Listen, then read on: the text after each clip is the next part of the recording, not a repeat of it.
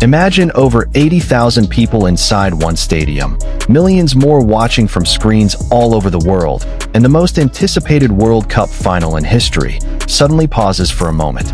Not because of an injury, not because of VAR, but because 7 men from South Korea just stepped onto that field, and the whole stadium instantly turned into an ocean of screams.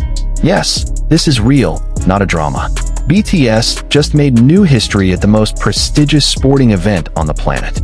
And this moment, it's already destined to be remembered forever. If you haven't heard what actually happened, get comfortable, because in this video we're breaking down everything, second by second, moment by moment, that made the whole world go wild. Hey everyone, welcome back to the channel. If you're a BTS fan, a football fan, or just curious why BTS suddenly started trending everywhere over the past few days, this video is a must-watch till the end. Before we start, don't forget to hit subscribe and turn on notifications, because there's more coming on this story. Alright, let's get straight into it. So here's how it went down. On Sunday, July 19th, 2026, the world watched the 2026 FIFA World Cup final between Spain and Argentina. The match was held at a stadium temporarily nicknamed New York, New Jersey Stadium for the tournament, which is actually MetLife Stadium in East Rutherford, New Jersey, rebranded just for the World Cup. But what made this moment truly historic wasn't only about who won on the pitch. For the first time in World Cup history, dating all the way back to 1930, FIFA staged an official halftime show during the final. That's a massive decision, considering World Cup finals have never really followed the Super Bowl-style halftime concept before. But this year, FIFA went all in and delivered something that had never existed before. And who got to headline this historic stage? The lineup was absolutely stacked. Madonna opened the show, Justin Bieber performed, Shakira took the stage alongside Burna Boy, legendary conductor Gustavo Dudamel from the New York Philharmonic was there, and even the Muppets made an appearance.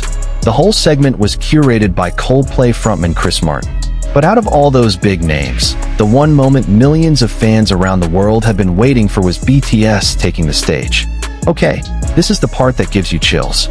Right after Madonna's opening segment wrapped up, it was BTS's turn to step onto the stage. And the way they came out was dramatic in the best way.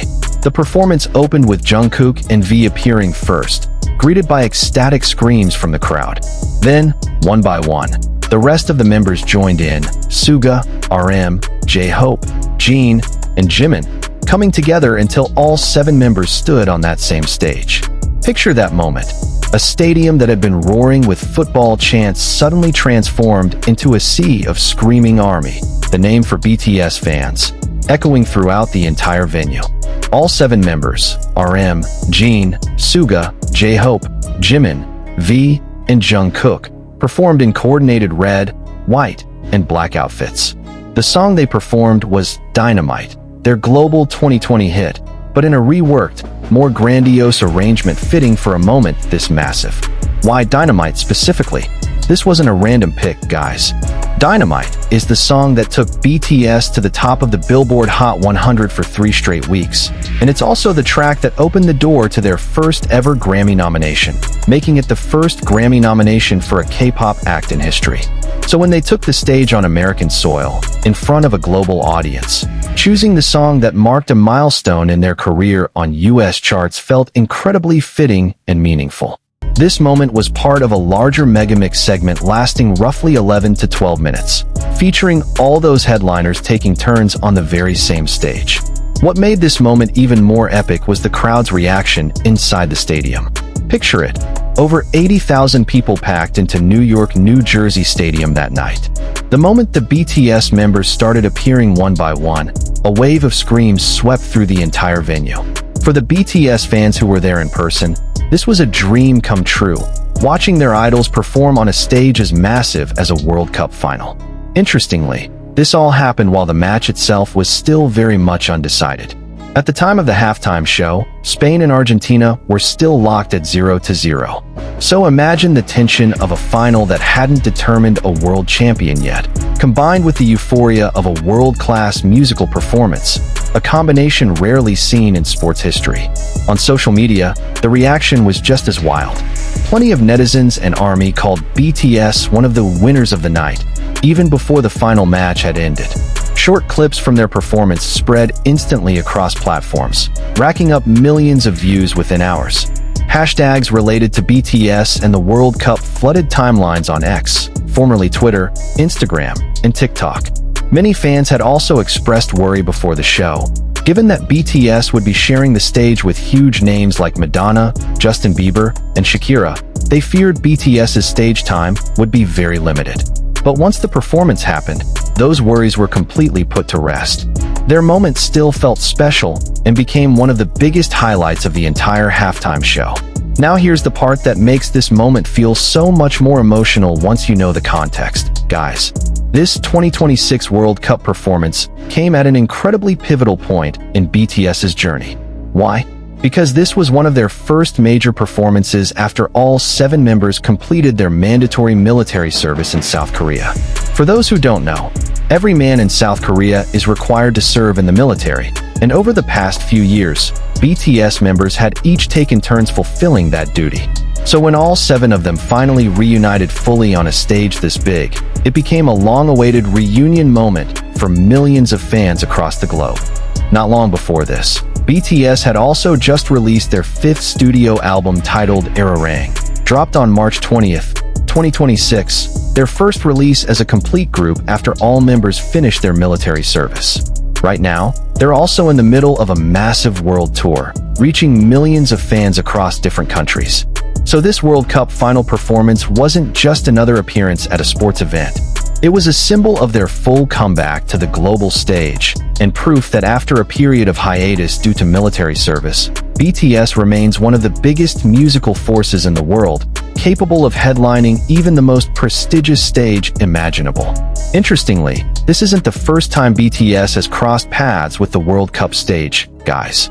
For years earlier, at the 2022 Qatar World Cup, BTS's youngest member, Jungkook, had already made history as the artist performing the official World Cup song, Dreamers, at the tournament's opening ceremony. Jungkook's solo performance in Qatar was already an iconic moment on its own. He performed at Al Bayt Stadium, singing a track that became part of the official 2022 World Cup soundtrack, and captivated audiences around the world with his high-energy performance. That moment was even met with immense pride from the other BTS members, who at the time flooded social media and Weverse with messages of support and pride for Jungkook. So if you look at it, BTS's connection to the World Cup stage actually goes back several years. But this 2026 moment is clearly on a much bigger scale, no longer a solo performance from one member at an opening ceremony, but a full comeback of all 7 members together on the final stage, the biggest match of the entire tournament. Let's zoom out for a second. BTS performing at the World Cup final isn't just fan service for ARMY. It's real proof of just how massive the influence of Korean music, or K-pop, has become on the global stage today. K-pop used to be seen as a phenomenon reserved for a specific niche of fans. But now, the proof is right in front of us. A group from South Korea sharing a stage with global music legends like Madonna, performing at the most-watched sporting event on the planet, the World Cup final. This is the culmination of BTS's and K-pop's long journey into the global music market. And what makes it even cooler is that it proves music and sports can go hand in hand, uniting millions of people from different cultural backgrounds and languages in one shared moment. Alright, before we wrap up this video, let's recap the key facts you need to remember. First, this performance happened on July 19th, 2026, during the World Cup final between Spain and Argentina. Second, this was the first official halftime show in World Cup final history since 1930. Third, BTS performed a reworked version of Dynamite, dressed in matching red, white, and black outfits. Fourth, they shared the stage with Madonna, Justin Bieber, Shakira alongside Burna Boy, with the whole segment curated by Coldplay's Chris Martin. Fifth, this was one of BTS's first major performances as a complete group after finishing military service, following the release of their new album Erarang in March 2026. And finally, this moment continues the story of BTS's connection to the World Cup, which started with Jungkook's solo performance in Qatar back in 2022. So there you have it. Guys, the full story behind the moment that broke the internet over the past few days. A night that will be remembered not just for who became football world champions, but also for the new history made through a collaboration of music and sport on a scale never seen before. What do you think? Does BTS's performance deserve to be called one of the best moments in World Cup history? Drop your thoughts in the comments below. If you enjoyed this video, don't forget to like it, share it with your friends who are also BTS fans or football fans, and subscribe to this channel so you don't miss out on more exciting updates. See you in the next video, and as always, stay tuned.